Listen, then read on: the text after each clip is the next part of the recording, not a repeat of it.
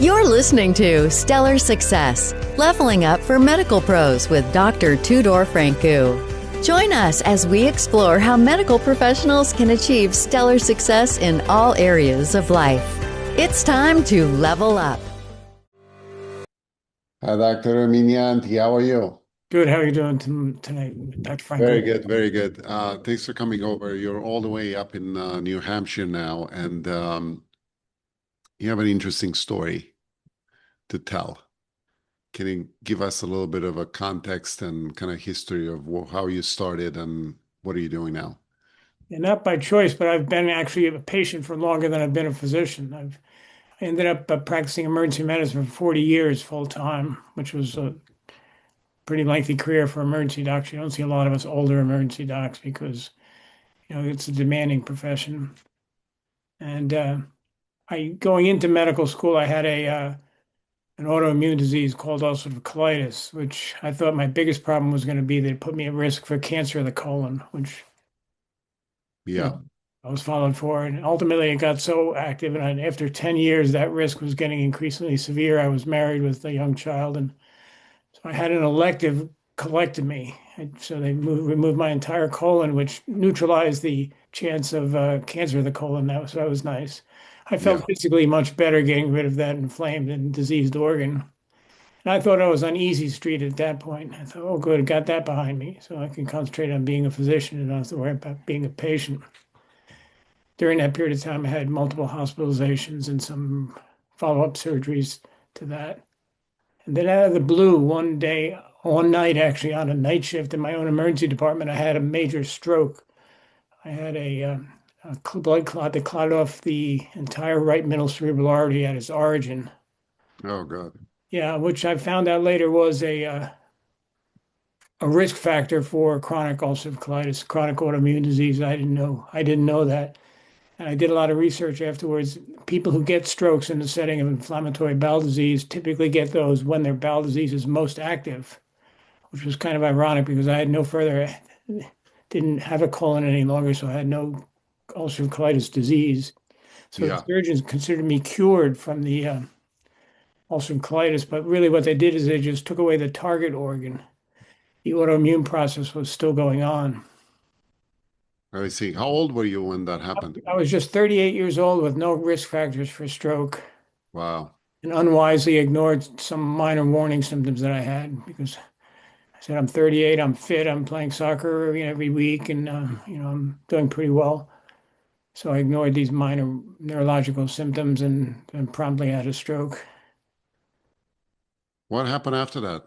Well, I knocked me out of emergency medicine for a period of 5 years because I was interesting. I had the left hemiparesis, complete left-sided weakness, which I'm right-handed, so that was fortunate. And in a lot of emergency medicine, the bimanual tests in emergency medicine are often, you can use your dominant hand, and then the other hand, your non-dominant hand is really just an assist to your dominant hand. So I could do the manual things that I needed to do pretty quickly there afterwards. Although what I didn't anticipate, which turned out not to be an unusual problem, is that I couldn't process things logically, and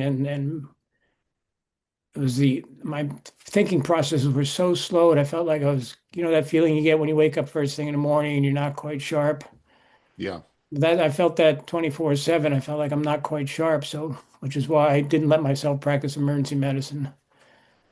Um, but slowly I built that back up, and I'm kind of stubborn as a mule. I wanted to end my career on my own terms, so I wanted to re-enter emergency medicine, which I was able to do after that 5 years of disability. I see. Then I did another 13 years of emergency medicine after that, again out of stubbornness more than anything else.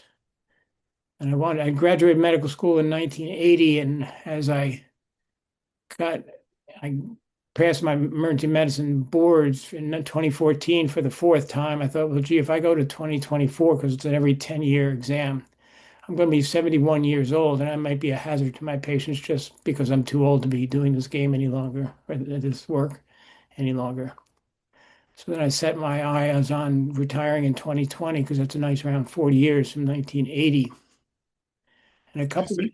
couple years before I retired, I had some abnormal liver function tests, which we see all the time in the emergency department. People have a little bit too much to drink, they bump their liver enzymes. I'm a total teetotaler, so there was no good explanation there. And they followed them for a year, and they were gradually going up. And then my doctor said, "Well, Drew, you really need a liver biopsy at this point." That got my attention. I said, "Really?" The liver biopsy showed that I had grade 3 out of 4 chronic active hepatitis. I said, well, you got to be kidding me. Oh, So that was a kick in the teeth enough. But the twist of the knife is when they decided that was from the same autoimmune disease that had caused my ulcerative colitis and caused my stroke. Here I was. So I was, gee, I was 40 plus years on with this autoimmune disease, and now I'm getting a third manifestation of it, which I still have to this day. So I see. it's kind of been a lengthy road of being a patient as well as a doctor. Yeah, it's interesting because you had the exposure from both sides as a doctor and being a patient. But you are lucky. You're very lucky to be alive. Yeah, I think of it that way as well. Yeah. And what's the what's the wisdom after all this happened to you? Well, I think, I the cumulative experience led me to believe that the patient-physician relationship is something that's critical, not just for following good health advice, but it has intrinsic healing powers within itself, just that sense of connection.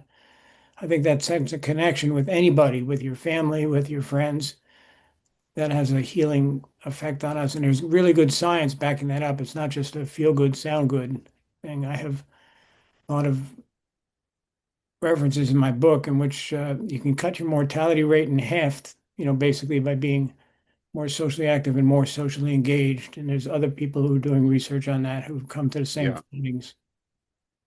Did that keep you more connected to the society and community and all this stuff? Well, I didn't really learn the effect, the degree of how important that was until I did the research in my book after I retired. And I'm, it's kind of ironically, I'm not an antisocial person, but I'm kind of an asocial person. I could get by without seeing people for quite a while. I'm perfectly happy to come home and curl up on the couch with a good book and read something. So I was not an overly social person, but the medical research and science behind that connection is really profound. Yeah. And I, So tell us a little bit about the book. well, How I did the idea came about it, and how did you do this? well, here was 2014, and I thought, well, gee, I'm not gonna recertify again. I'm board certified in 2024. What am I going to do with myself? I'm gonna be 71 years old. I knew I wasn't going to stop thinking about medicine and healthcare, because I was going to continue to be a patient, and trying to figure out what's best for patients was how I'd spent my entire life. I thought, gee, maybe I should consider writing a book because I have some insights that I think are probably worth sharing from both my perspective as a patient and a physician. So I got that idea in my mind, which I'm glad I did it, but it was kind of an uphill battle.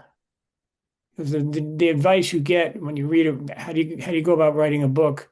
The standard advice you get is decide who your audience is and write to those people. And I said, that really doesn't apply to me. I'm going to write about healthcare. Who am I going to not include as the audience for that book? So Yeah. I found another piece of advice which I liked much more. And that piece of advice was write what you know and write the kind of book you would like to read. So that's what I did. I thought, well, I'm going to write what I know from being a doctor and a patient. I'm going to do it with as much science backing it as I can. I'm just not going to pontificate and you know, I'm going to take a hard science look at it because that's the way my mind works. So I started collecting articles. Something would come across my desk either at home or at work. I'd email it back to myself and say, well, gee, when I get around to writing this book, I'm going to have to read that article more carefully. So when I retired in 2020, I sat down to look in that folder. So those emails would come to me. I'd I'd say, oh yeah, that's maybe a book related one. I'd flag it and put it in a special file. I had over 6,000 emails in this flagged emails in Yeah. this file. So I sat down in 2020 and said, now I got to organize these. And if I'm going to say something, it has to make sense. So it one of the things I was experiencing was the disheartening feeling that the healthcare system really didn't give 2 cents for the patient-physician relationship. During the course of our careers, I assume you might have experienced this as well. The business people have taken over healthcare, and decisions are made for dollar-driven reasons and not for patient welfare-driven reasons. And that was frankly driving me up a wall. I thought that's so wrong and so poorly viewed. So I was going to make the argument for resuscitating the patient-physician relationship. Yeah, it's one of those things that it's not only thought from a business point of view, but it's also contracted into a time capsule. Like you don't even have time enough to create a patient-doctor relationship because the amount of time that you need to spend with each patient is so minimal due to financial reasons and business reasons that that relationship is very hard to be formed. And then, we're talking about like creating a relationship that lasts for a long time between the patient and the doctor, but it's not formed in the first place. So I don't know what the real solution is. What do you think about that? Well, the subtitle of my book is A Partnership for Your Health. I think patients and physicians need to partner together and basically put our foot down and say, this is not working, this is not right. And I knew that I was towards the end of my career and I knew I could get myself fired if because I was constantly under the gun of being more productive, by which it means see more patients like they're widgets on an assembly line, get your widgets in and out. It doesn't take a business genius to realize that the more products you move through the door, the more you can charge, the more money you make. That's a business thought. That's not a physician thought. That's not a healthcare worker thought. I really think we need to take the business people. We shouldn't fire them because we need them. We should put them in a back room and say, when we want a business decision, we want your input on this business decision, but you shouldn't be in the front offices making healthcare decisions because, in a sense, you can't blame them. They're trained and paid on the basis of making good business decisions. And it's financially good business decision to, crack a whip over your physicians and your nurses and say, see more patients, see them faster, work. Right now, there's some 15,000 nurses on strike in New York City because they think there's unsafe nurse to patient ratios. Yeah. Only a business person would think to tell a nurse how many patients you should be able to safely take care of, how many patients you should safely be able to see, how many patients I should safely be able to see. That's something even another physician wouldn't tell me that. You pay a physician administrator enough, and they will tell me that, and they did tell me that. But I had to put up my hand and say, look, it's up to me. Fast things are fast, and slow things are slow. If I see somebody who's got a fish hook in their finger, as we often do in the emergency department, the thought process is over. There's a fish hook in the finger. I'm going to have to get that out. Or shoulder dislocations, which I particularly like to do. You see someone with unusual chest pain or abdominal pain or pattern of headaches or other unusual set of symptoms that you need to slow down and think about. And the business people see every widget as equal. You got to get that widget in and out the door. Yeah. I think we have to put our feet down as a group. I mean, we outnumber the business people, patients, and physicians together. You have to say healthcare cannot be practiced this way. And I knew I was putting myself at risk of being fired at that point, which fortunately I didn't get fired. It would have been an annoying way to end my career. We do need to rock the boat. We need to take, I think we need to take comfort in numbers because we outnumber them. Well, yes, I mean, I think one of the issues that we have right now is that there's no organized form of manifestation of these issues to them. Like we're not united. I don't think there is any kind of big lobby around there to, from our point of view, to change anything in this business. And it's very hard to change things around. And I think the business is already taking over medicine. No Uh, doubt. In certain ways, I think patients have more power than healthcare workers do, because patients can say after a visit to a hospital, you could call and say, I need to speak to the administrator about my recent visit. You won't get the administrator, of course, but you'll get somebody. You'll say, I need to object to the fact that your staff was so overworked and there were so few people that I didn't get my needs met. I'm going to go across town to the other hospital. You got to hope they don't own that hospital as well. In other words, basically threaten to vote with your feet by taking your dollars elsewhere. I yeah, think that's the only way to get their attention. yeah. We can So, we can do that to some degree as physicians, but then you run the risk of saying, okay, you're fired, go find a new job. huh, yeah, right. So after writing this book and living this issue in your practice, what do you think the new generation of doctors should do? Wow. I think we need to take medicine back to its root that it's its roots that it's a patient welfare directed business. And I think most people go into it with that idea. And I think most people even graduate with that idea and work with that idea. I would say that, I've met multiple hundreds of physicians, most of them as colleagues, a handful of them, or more than a handful in my case, as physicians I was consulting. And I can't say that I ever met a single individual where I said that person does not have patient welfare as their number one priority. We all slip from time to time, because we're only human beings. And I think we have our hearts in the right places as patients, I mean, as physicians. Administrators are trying to tell us um, one of the great articles I came across I use as a reference in my book was a CEO of a multi-billion-dollar hospital corporation who said in an interview, patients need primary care, but not necessarily a physician relationship. I was so thrilled when I came across that because I thought they're not afraid to say it out loud, even be quoted in a publication.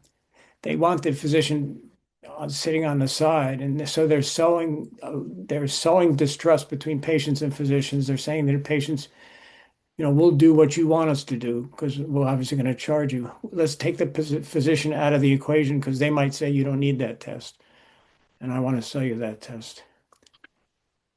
What I've seen a lot of times that happens is that we very often are treated as customer care support for the patient. And, from the business point of view, like we need to perform a service, we need to have, the patient as a customer satisfied from all perspectives.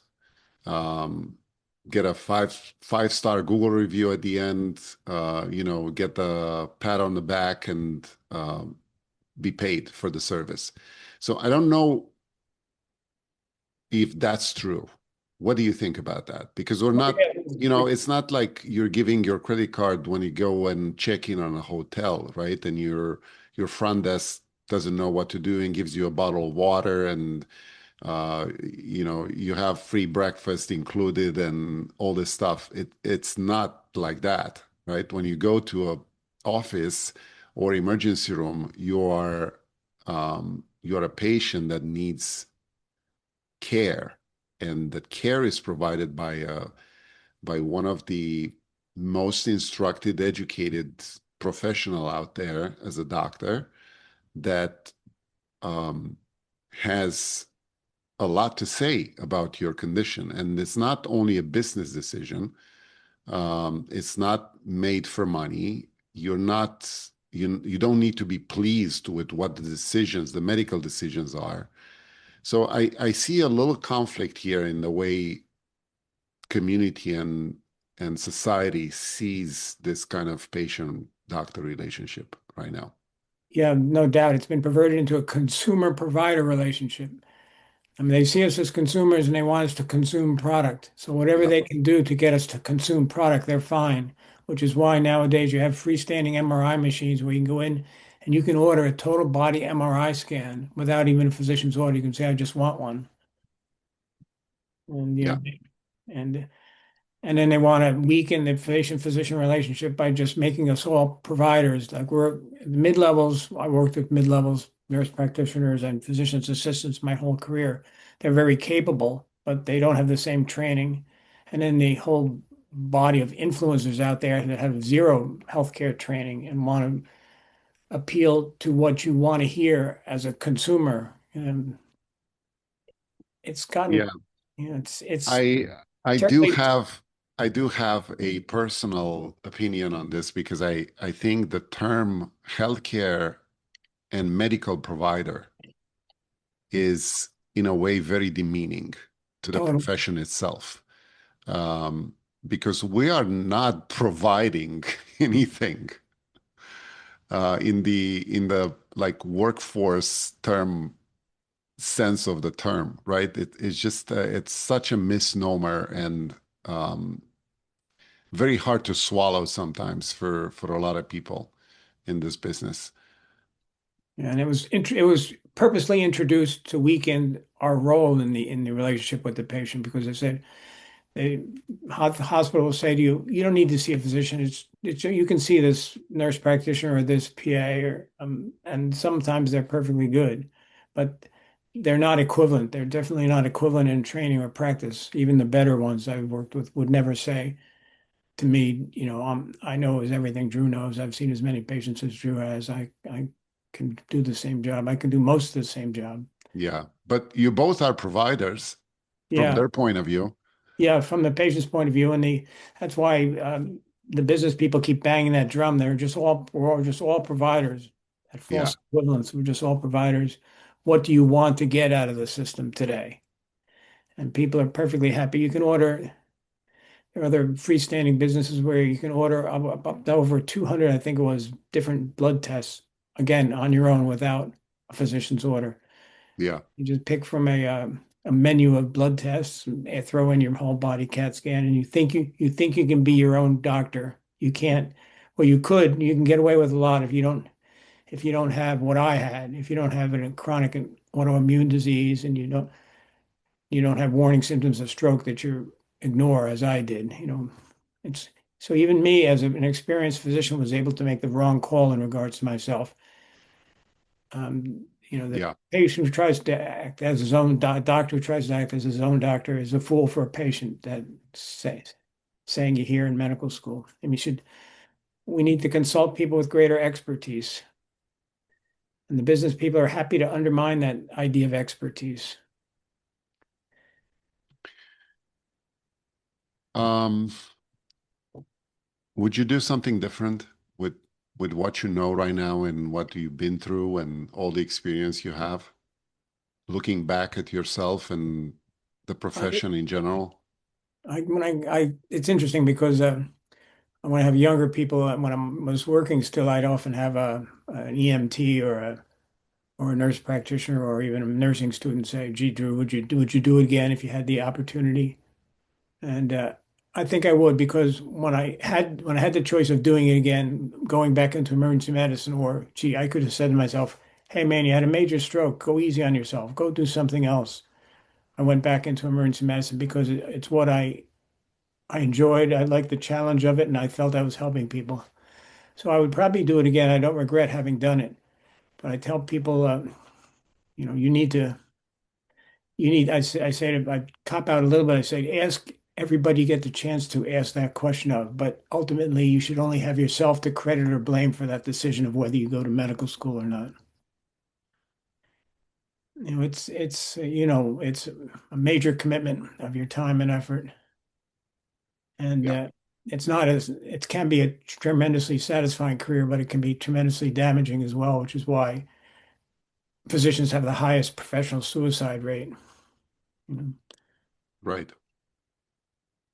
And even medical students are having another statistic I came across from my book is that in an educational setting, medical students have a higher suicide rate than any other student segment of the student society. So that bind you find yourself in of wanting to do, you sometimes you know exactly what the patient needs, but the system won't allow you to deliver that. When I'm in the room with a patient, I know this patient needs to spend more time with me. I need to have a longer conversation so that I they understand that I care about them enough to take the time to explain to them what I think is going on. Yeah. And when you find yourself in a situation where people above you say, no, you can't take that time, Drew, then it's I didn't like the term phrase burnout as much as I like that moral injury phrase. It's a moral injury when you decide to do something um, against what you know is right. And we're forced to do that almost every single day in healthcare, not just physicians, but anyone in a decision-making role in healthcare is forced to make decisions almost every single day in which they're doing something that is against their moral code. That can only be damaging, which is why people get depressed and commit suicide as their Yeah. only escape. Yeah, there's no real answer or solution for this other than just basically ignore the financial or business reasons to do that. And just spend time with your patient because I mean, we're all different. We all have different types of education and understanding and capacity of um, swallowing information, so to speak. Um, and you can't explain the same thing for two different people in 5 minutes. No, it's a Everybody's different going to have concept. different questions, Exactly. Precisely. exactly. So you can't be a provider of anything. Anyway, so tell us a little bit about the book. How can we get hold of the book, read, contact you, get some more of your wisdom? Well, I'm going to give out my email address, which I feel free to do for people who are interested. It's easy. You don't have to spell Remignanti. It's Drew Remy. I shorten Remignanti, DREWREMI at gmail.com. My book is on, you can get it on Amazon, but you should really buy it through the publisher, I think, because I talked the publisher into including the ebook for free if you buy the print book. I have over 280 references, and I managed to find a hypertext link to the source of almost every single reference I have. And that's for people like you and I and critical readers who, when it comes to your health, you need to be a critical reader and a critical thinker. You're Yeah, going to read something I wrote here and say, Drew's off base there. That can't possibly be true. And the nice thing about the ebook, I don't like reading ebooks. I like reading paper books, but you buy through the publisher, you're sitting there, you have the paper book in your lap, you have the ebook on an electronic device next to you, because you're getting the ebook for free. You don't have to buy, you're not buying the same book twice. And when you're looking at what I wrote and you're saying, no, no, no, no, no, then you reach over, you click on the link on the ebook, and bingo, there you are, the published article that I'm referencing. And you can say, well, yeah. that's a reliable source or that's not a reliable source. I'd love to How's the entertain. book called? It's called The Healing Connection, a Partnership for Your Health. Because again, I was surprised if I was surprised that, I knew as a patient, my neurologist who saw me after my major stroke, she was perfect for me because at a certain point, she said to me, Drew, you've had a pretty major stroke here. I'm not sure if going back into emergency medicine is really in the cards for you. It's kind of challenging. Your mentation is slow, but I wouldn't discount it. I would make the effort you want to make. She perfectly threaded the needle, which was giving me the detailed information of what my odds were, but not taking away not discouraging me from doing what I wanted to do. And with a lot of effort over years, I was able to get more rapid in my cognitive processing and make adjustments for this residual weakness I still have in my left hand. So, and that was because she spent time with me and she cared about me as a patient, and I felt that. And there's good science showing that if you believe that your physician cares about you as a patient, cares about your welfare, and has made a commitment to you getting better, you're more likely to get better. You're less likely to die. I mean, I found 8 or 10 references. It's coming to the same exact conclusion. I only put 5 or 6 in the book because it was starting to get repetitive. Yeah. But the science is out there, and that's why I was talked my publisher into concluding the hypertext links so people would go to original sources and not just take my word for it. I wouldn't ask anybody to take my word for it. Gee, 20 years ago, I wouldn't have taken my word for it. I would have questioned everything I'm saying to you today. I'd say, it's really, there was a great article came out a number of years back. Blanking on the guy's name right now. He says we need to reformulate the biomedical model into a biopsychosocial model. Can't believe I'm drawing a blank right now. I quote him in the book. Yeah. That's what the administrators don't want us to pay any attention to the psychosocial needs of our patients because that's just too time consuming. It's messy, it's time consuming, it requires a lengthy conversation. Right. It has to be a cookie cutter. Yeah, and they can't bill for it. They can't both bill for the Right. Yeah, Drew, thank you so much for your input here. I think your book it's very interesting to read, and very few people talk about this issue in general in our profession, and tend to be people like yourself who spend a career in medicine already. They have a different, better perspective of it, at the end. And I think people should look into your work and read the book and see, how things should have been. Yeah, thank you, Heather. And I'm not. When people ask me, I'd say I'm not optimistic about us getting there, but I'm very optimistic that we can get there.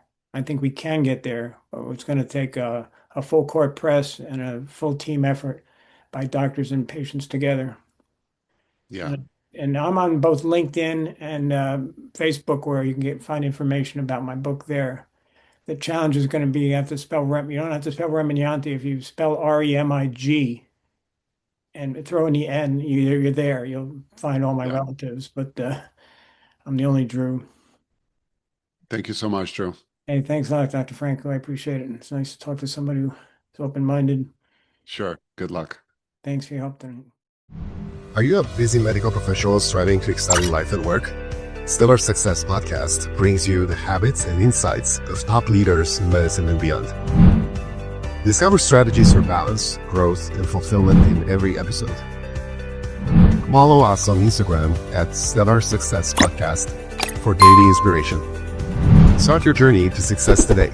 Subscribe to the YouTube channel now.